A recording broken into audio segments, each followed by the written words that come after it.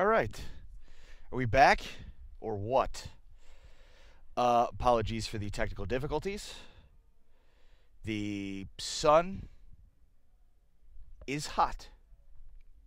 I repeat, the sun is hot.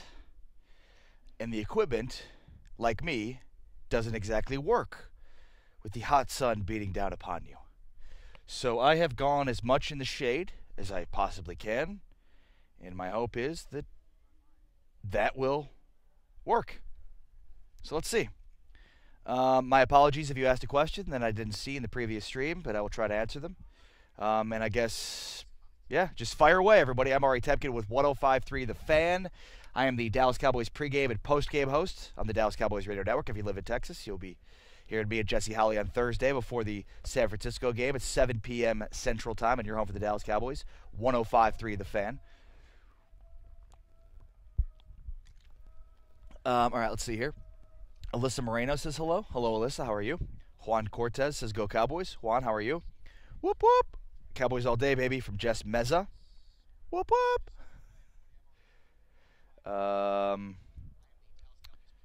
Let's try this one more time.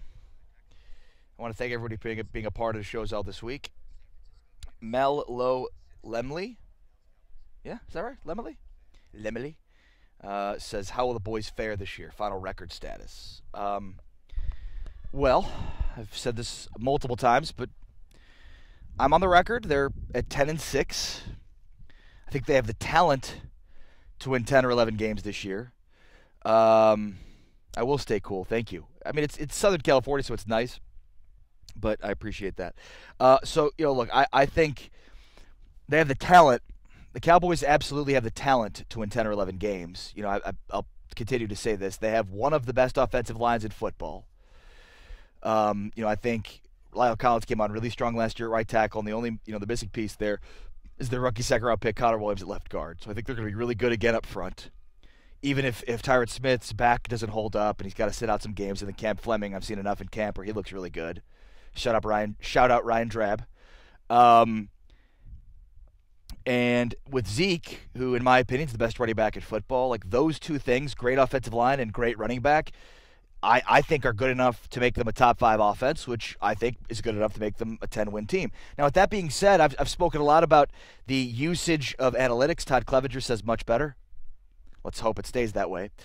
I've been talking a lot about the usage of advanced analytics, in order to sort of guide play calling, game planning, decision making, and I'll bore you. I won't bore you with the details, but I'll just simply say that that it is analytically proven that it's a more effective play to pass on first down, and even more effective to pass to your running back on first down.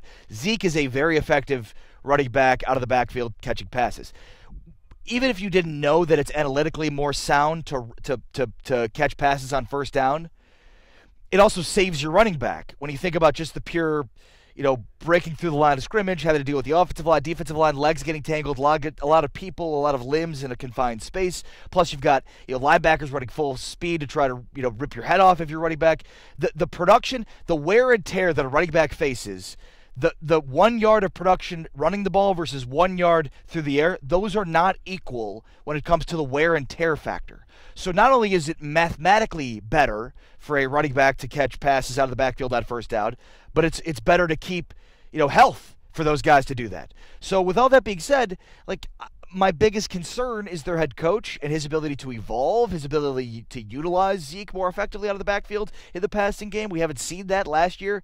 They were basically last in the NFL, or close to last, as far as using Zeke out of the backfield in the passing game. So I think they have the talent to win 10 or 11 games. Do they have the coaching staff that can make up for they have the coaching staff that can get them there? Will the coaching staff get in the way, become a liability to win 10 or 11 games?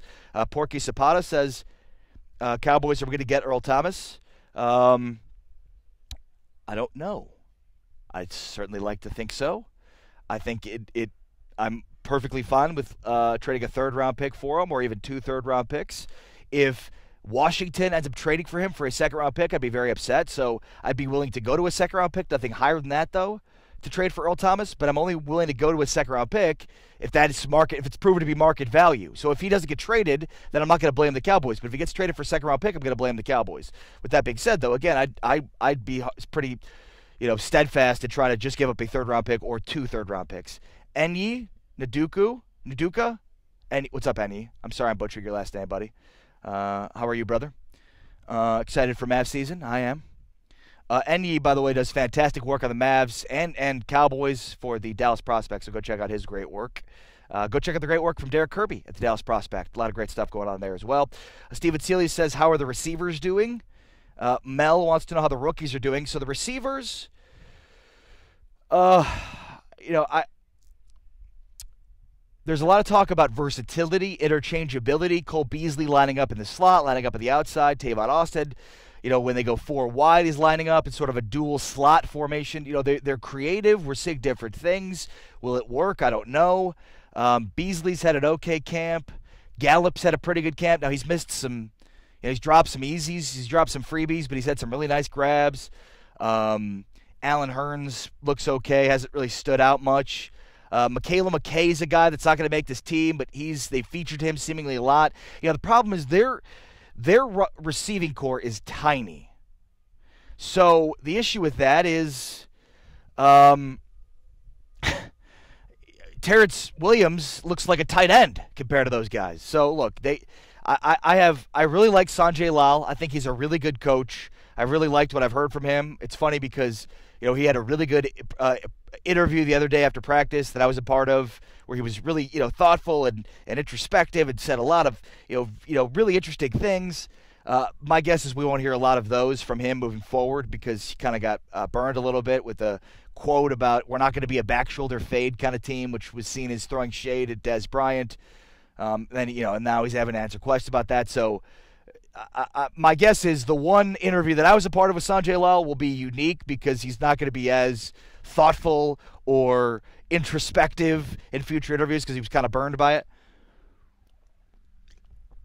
But look, they found their scapegoat from last year. It was Des Bryant. It was also Jason Witten to a certain degree, where they're running 10 personnel right now, which is the first number is running back, second number is tight end. So basically, when you hear 21 or 12, that means the first number is running back, second number is tight end. So 10 personnel is 1 running back, 0 tight ends. So that means 4 wide. Well, one of the issues with the Cowboys trying to go with 10 personnel last year is they're not taking Jason Witten off the field. I don't think Jason Witten wanted to be taken off the field, and I don't know if the Cowboys wanted to take Jason Witten off the field. So it's not, when we talk about the differences between the Cowboys this year versus the Cowboys last year and, more creativity and versatility, a big piece of that is, not just because of Dez. It's because of Jason Witten. And that was literally what Stephen Jones said on SiriusXM NFL radio that was then misquoted. So, Stephen Seeley, the answer to your question is receivers look okay. I think they will look much better when it's an in-game situation and the running game becomes more effective because it's hard to gauge because your running game doesn't really matter out here when guys aren't tackling. So when you're going up against the defense, they're not really tackling. You can't really tell what the running game situation is. You can't really tell what the running game situation is and how that will then affect the passing game. But they have a small group of wideouts. They believe they're going to have some sort of versatility, interchangeability with those guys lining up all over the formation. We'll see. They have their scapegoat in Dez and Witten, and now they're able to do multiple things with guys that, are willing to play different roles. So we'll see how it works out for them. But Jay Navarro says, welcome back. Thank you, Jay. And as far as Mel as the rookies, Zach Wolchuk in the house. What up, Zach? How are you? As far as the rookies, how are they doing? Good. Leighton Vander Esch hasn't really done much to stand out. Connor Williams is a work in progress, but I think he's in a position to be successful. I've talked a little bit about, my conversation with Travis Frederick and him saying that Connor's got a lot to learn and, he's making progress, but it's progress nonetheless, and he's got to make the progress. And, he's not as natural of a offensive lineman making it as seamless as a transition as, say, a Zach Martin, who, he's a can't miss kind of guy. So, but look, Connor Williams, second round pick. Zach Martin was a top 15, top 20 pick. Larry Mannix in the house. What up, Larry Mannix? Jose Luis, biggest Cowboys fan I know, also in the house. What's going on, gentlemen? Robert and Rosa Lopez, how's the tight end position battle going? Well, just to answer your question, rookies haven't overwhelmed me. I think the best rookie that I've seen is Dorrance Armstrong, who is their, fourth-round pick out of Kansas? Rock Chalk Jayhawk. By the way, I'm not from Kansas. I just went to the University of Kansas, but I digress. Dorrance Armstrong's probably been the most impressive rookie I've seen. Great speed. He's got a great motor. He's looked impressive against some impressive offensive linemen. And I also interviewed Dorrance Armstrong on my podcast, so go check it out, The Cowboys Beat. If you have iTunes podcasts or Stitcher or CLNS Media, download the CLNS Media app. You can find all the podcasts there. Or just check out the link that I tweeted on my Twitter account right there, or on Facebook. If you friend me on Facebook, I also posted a link to my podcast, which includes an interview with Dorrance Armstrong and Xavier Woods. As far as how the tight end position's going, it's okay. Jason Dean says hello. Hi, Jason Dean. How are you? It's okay. It's not good. It's okay. It's not good at all. It's horrible. Look, their top two guys are Blake Jarwin and Jeff Swain. They're fine, but they're not dual threat guys. They're more blockers. I mean, look at Blake Jarwin's stats in college. Look at Jeff Swaim's stats in college. They both had 20 some odd receptions in college total, right? So these are guys that were not featured in the passing game in college. Their best pass catching tight end's Dalton Schultz, who's third on the depth chart. So we'll see, but tight end is a major concern. But that being said, they're going to go probably a lot more 10 personnel this year. So it'll just be a different attack. They're going to be smaller. Tavon Austin and Cole Beasley will be sort of dual threat slot guys in a formation with four wideouts. So they'll be different. But you obviously are going to need to have your tight ends contribute in a meaningful way in some capacity. But we'll have to see how that shakes out. All right, I'm Ari Temkin from 105.3 The Fan. Also streaming live right here on Phantom, the new world order of sports media. Make sure to check out all the great stuff we've got going on at Phantom at facebook.com/watch Phantom. We've got a lot of great Cowboys stuff through EBSN Online and the Silver and Blue Nation, Producer G and Big Game James. They're bringing you tons of great Cowboys content, as is my brother Law Nation. Go check out his page, also on Phantom, facebook.com/watch Phantom. So if you're a Cowboys fan, which is probably you watching this right now, even you, Jose Luis, make sure to check out all the great Cowboys content we have across the Phantom Network, facebook.com/watch Phantom. All right, Robert Holm checking on the Silver and Blue Nation page. Who do you see as our backup O-line right now? Usual suspects, Robert. It's Cam Fleming's their swing tackle. Joe Looney is going to make this football team. Just trying to think of some of the backup offensive linemen off the top of my head. But, I mean, you've got your starting five, which you hope stays intact. And if anybody does, if anybody isn't able to make it, Tyrod Smith, a bad back, and that X up Cam Fleming steps in. And, look, you're going to take a step back regardless of who replaces Tyrod Smith, because Tyrod Smith's, a future Hall of Fame left tackle. So, but the hope is that Cam Fleming can be somewhat more adequate than Chaz Green, because Chaz Green was horrible last year. We don't have to relive the Atlanta game, but I think it wasn't just that he was bad. I think it played into the psyche of Dak Prescott, and part of the reason he had such a bad final stretch of that season was because he didn't have confidence in his O-line to protect him, and specifically the left tackle position. Keith Soley says, can't wait. Cowboys are back. Damn right they are. Nick Jones gives me the thumbs up. Eric Cushaney, 10 wins won't get us a playoff berth. You don't think so, Eric? 10 wins not getting to the playoffs? What, one time in the last 15 years that's happened? The Tom Brady, Matt Castle year? No, 10 wins is good enough for the playoffs. 9 is normally, and it wasn't last year. It'd be crazy for 10 not to be good enough to get the Cowboys to the playoffs. Eric, I'm going to say it right now. Cowboys get 10 wins, that's the playoffs. Lee Rabone says, will Zeke carry the team, or is there more stars? Zeke will carry this team. Zeke will carry the offense. Zeke will 100% carry the offense. There are more stars on defense. And if you've been watching my streams all week, you'll know, or if you've been listening to any Cowboys coverage, I mean, it's obvious who the future star of this defense is, and he's been out here showing out. Chidobe Awuzie, Cheeto. He is going to be a star this year. Every time they've gone his way in 11-11 or 7-7, he's batted passes away. He's blanketing guys. And I guess my only concern to that is, are the Cowboys receivers that bad that he just looks like Deion Sanders? But no, I mean, Chidobe has the swagger, he's got the attitude, he's the star on defense. So the answer to the question is, yeah, the star on offense is going to be Zeke, but the star on defense will be Cheeto. And are there any stars potentially on the offensive side of the football other than Zeke? I'm not sure about that. All right, let's see here. What else do we got?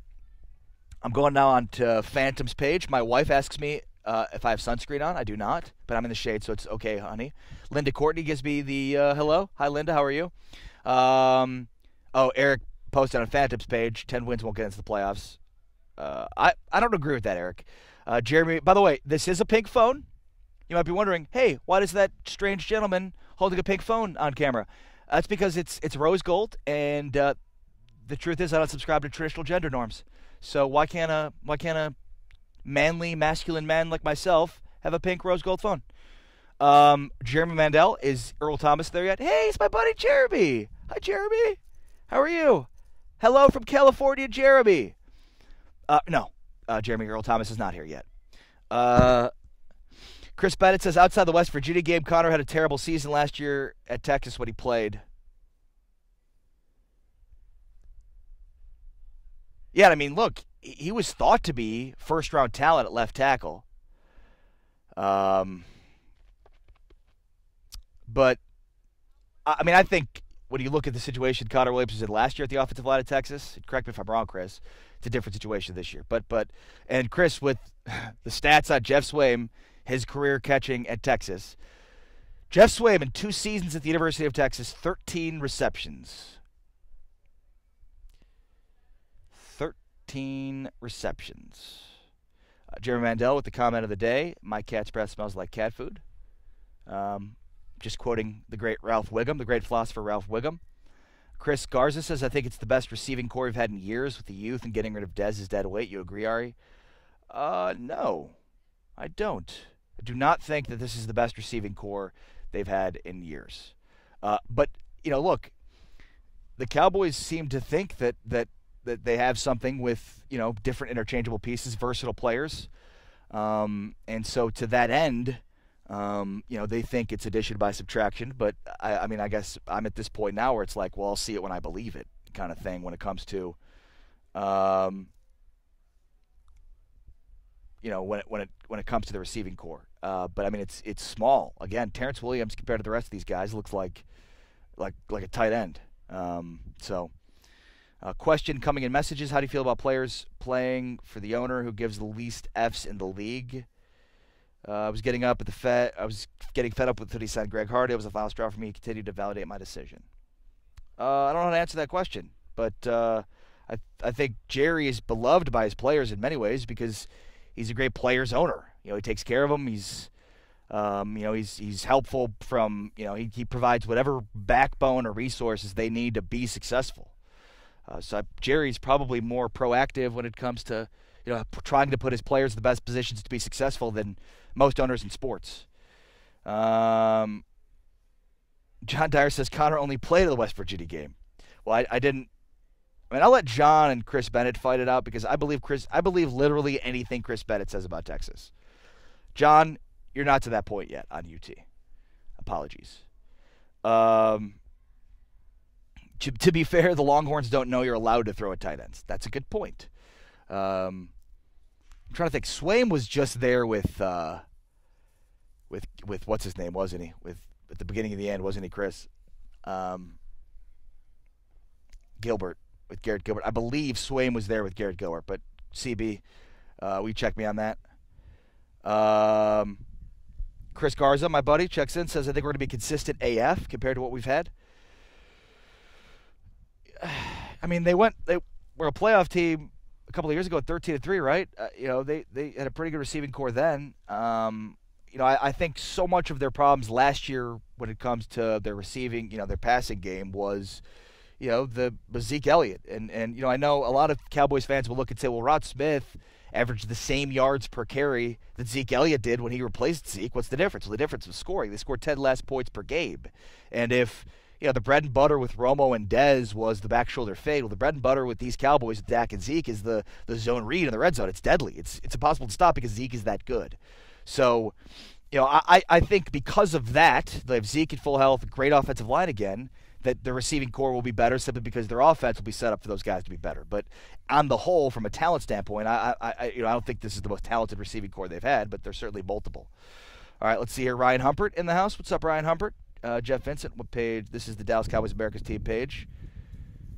Larry, you're not a Cowboys fan? You have a Cowboys star in your Facebook profile picture, and aren't you a Dallas sports fan?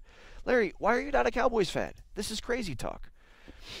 Jeff Vincent will be a run first, or will they let Dak air it out? Run first. Now, I don't think that means run on first down, but, I mean, they're going to run 60, 65% of the time. Dylan Pratt gives me the eyeballs. Watching eyes. Darrell Anders. Looks like Jones is making a good transition back to corner. Yeah, I mean, Byron Jones is a better corner than he is safety. And one of the issues of the Cowboys, I think, is, they have this draft strategy to draft guys that are versatile, that can play multiple positions. It gives them positional versatility. They talk about positional flexibility a lot. Byron Jones is one of those guys, and it seems like they, Lyle Collins, they've kind of tried at multiple positions, versatility, Byron Jones, and it's like sometimes, I don't know, you can overthink it with that versatility. Just play them where they are best, and Byron Jones is back where he's best. Let's see here. Ryan Humpert, I was talking with Big Game James, and my biggest concern for this team is Dak's ability to throw that medium to deep ball. He looks off. Can't see the rest of it. It's covered by emojis. He looks off in camp. Balls are not accurate. Really concerning. Yeah, I mean, look, the deep ball is always a concern with Dak. It always has been.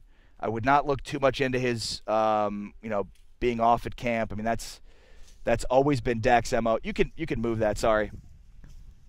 Here. That's always been Dak's MO. He's not a great. Thank you very much. He's never been a great practice player. That's. And I think part of that's because he's more accurate quarterback on the run. When he's sitting in the pocket, he can get flat-footed. I don't want to get too technical because what the hell do I know? But he seems to be more accurate when he's on the move. And, so that's hopefully what the Cowboys are scheming for. Less, pocket passes and more getting him on the move to be more accurate. But I wouldn't be too much concerned with Dak's, if we get into games and Dak's is inaccurate, then we know our answer to, is this guy is he the guy? But I wouldn't worry too much about being inaccurate at camp so far. Shane Jaco says, do you see any standouts on special teams? Not really. No, I mean, it's hard to gauge. Special teams at training camp is like literally the most boring thing to watch. What I did find interesting, though, is I walked this damn fly. He just loves the human blood. And here I'm gonna try and kill it, and it's not gonna happen. It's just gonna keep flying around me and annoying me, and it's not gonna stop. And he's gonna win, and I'm gonna lose. How about that? Fly's gonna beat me. I get that, Ari, but I'm concerned because he still has to be able to drop back and make crucial. Well, no question about that. No question, of course. Because teams know how much they want to run the football, a lot of teams are going to bail out, stack the boxes, or to stop Zeke. So, I mean, yeah, he's got to be an accurate passer. He's got to get the ball down the field to keep defenses honest. I don't know that the answer to that question is that he's not able to because we haven't seen it in camp so far. But yeah, I agree 100%.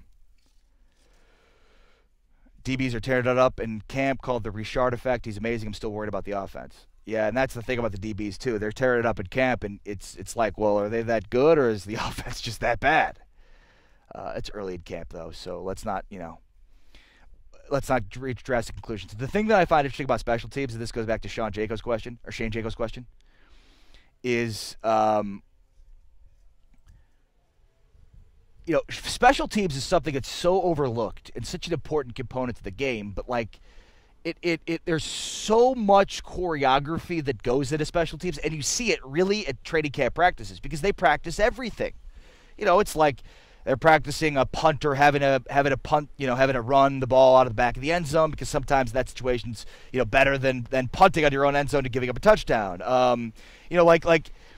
So there's just there's so many players involved, and each one has to play a very specific role, and they all have to. There's so much choreography, and it's just amazing how seamless it goes 90% of the time. And yet, the only time you really notice special teams is when it doesn't go seamless, and like all the mistakes then stand out. So I just found it so bizarre. It's like it's so important, it's so overlooked, and there's so much choreography involved in it. Chris Bennett, you need chopsticks to kill the fly. Guy with the rake from Jeremy. Let's see here.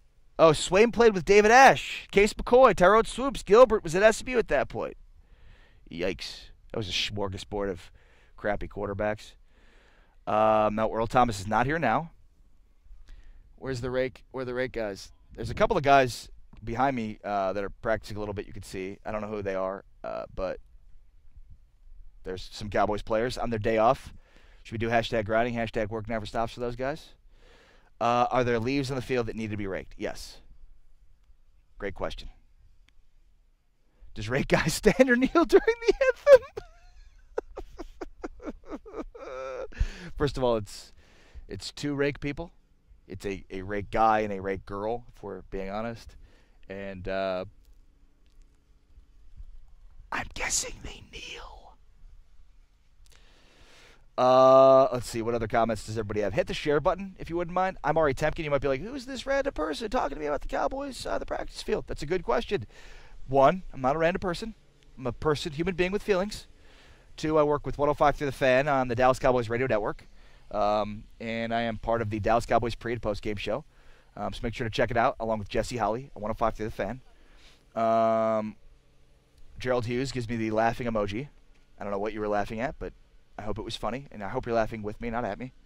You can also, if you're in the Dallas area, hear me on the morning show all next week. I'll be filling in for RJ Choppy, so along with Sean Sharif, Roy White. It's going to be a lot of fun. 5:30 to 10 a.m., Monday through Thursday on the morning show. And then I'll do Cowboys game Thursday night, and then I will not be up Friday morning at 5:30 to do the morning show because the Cowboys post-game show will end about 2 a.m.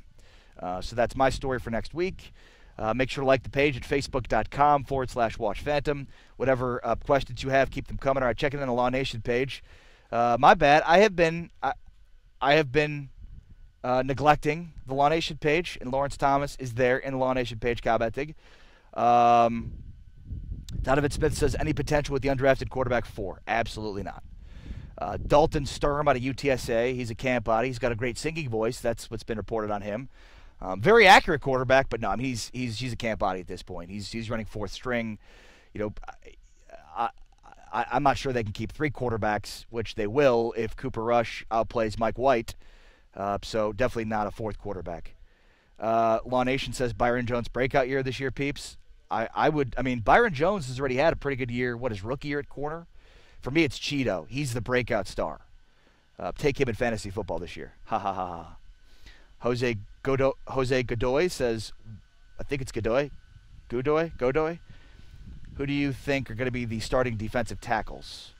Well, the Cowboys have, basically 3 pass rushers, so they have an interior pass rusher. My guess is, though, the starting defensive tackle is going to be Tyrone Crawford, even though he's moved inside and outside a lot.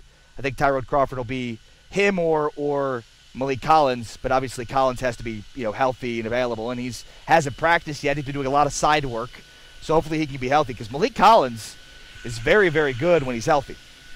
Malik Collins is very, very good when he's healthy. The problem is he just hasn't been healthy. All right, on the Dallas Cowboys report page, Mark Gray. Is that Mark Gray? M-A-R-Q-U-E? Is that Mark? Has the receiver scored touchdowns in practice? Not many. There haven't been many touchdowns in practice. I'm not going to lie, guys. I saw Dalton Schultz score a touchdown in practice. That was with Cooper Rush throwing the football. I saw Tavon Austin catch a touchdown in practice. That was with Cooper Rush throwing the football. I saw Cole Beasley miss the exact same route that Tavon Austin caught a touchdown pass on. Outside receiver, fly route. Cole Beasley missed it. Good throw by Cooper Rush. Tavon Austin caught it. All right, what else we got, people? Hit me in the comments. Hit the share button, too, if you wouldn't mind.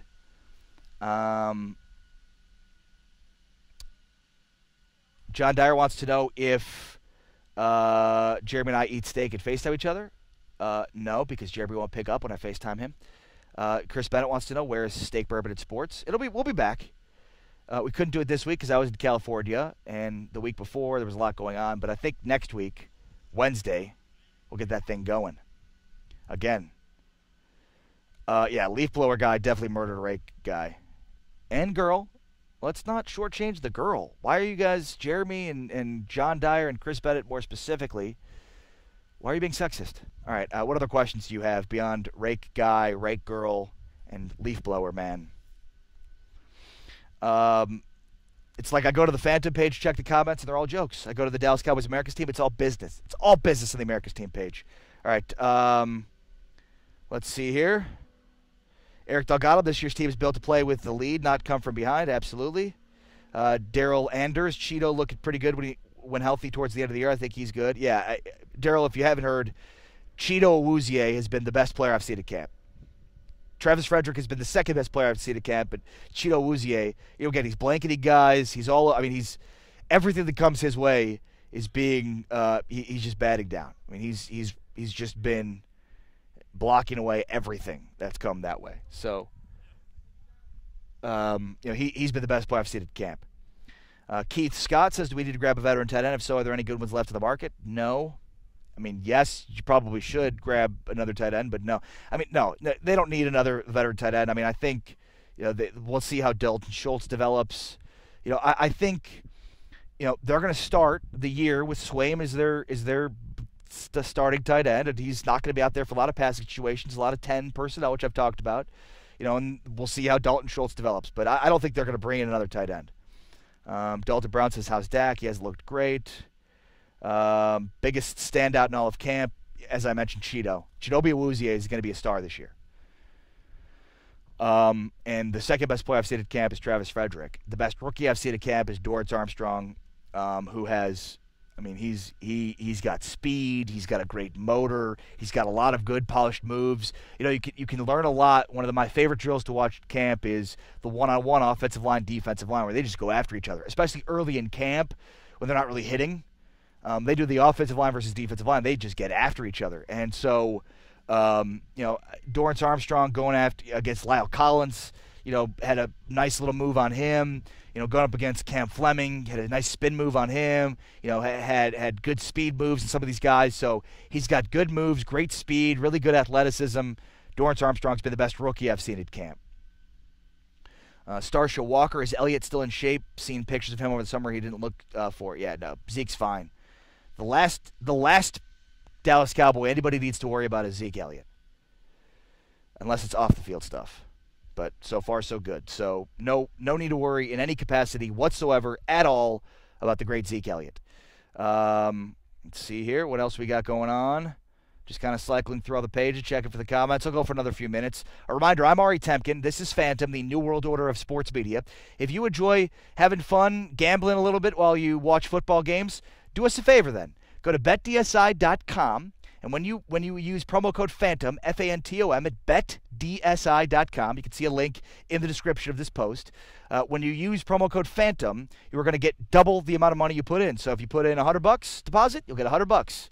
Free money. So you put in 100, you'll have 200 to bet. So if you like to have fun during football season, play some wagers, go to betdsi.com, use promo code PHANTOM, and that way you'll double your money. And the other part of this is the Phantom Football Forum, which features NFL insider Benjamin Albright. You're going to get really cool insight, stuff you're not going to be able to get anywhere else. You can join the Phantom Football Forum for $1 today. $1 for the first month.